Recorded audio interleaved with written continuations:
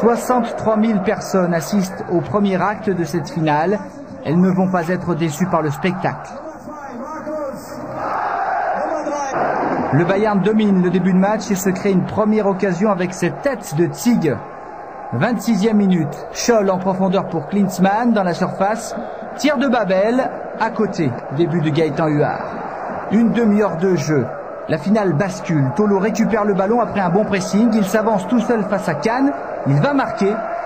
Non, le gardien repousse. Déception. Contrôle de trop, il y a surtout une course de 80 mètres. Donc, je veux dire, bon, c'est comme ça. Il y a des jours où vous êtes en réussite et des jours où vous l'êtes moins. J'ai partagé la tristesse de Didier Tolo, qui ne devait qu'à lui-même cette occasion. Ce but, le voici. Corner de Mataos, tête de Thomas Elmer dans la lucarne. Le Bayern mène 1-0. Bordeaux ne s'en remettra pas.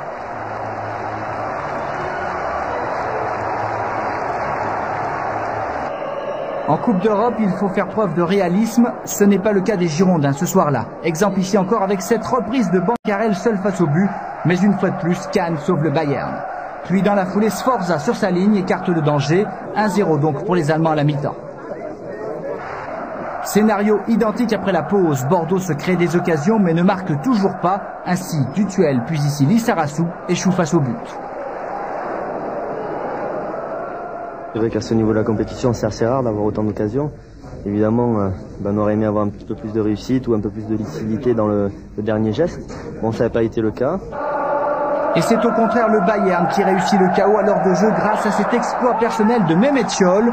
Le ballon passe entre les jambes de Fris Hansen et finit sa course dans les filets bordelais, 2-0.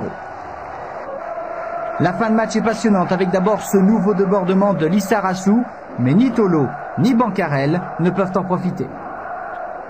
Les 10 dernières minutes sont à l'avantage des Allemands. Bel arrêt de Gaëtan Huard, centre de frais, tête de Klinsmann, juste à côté.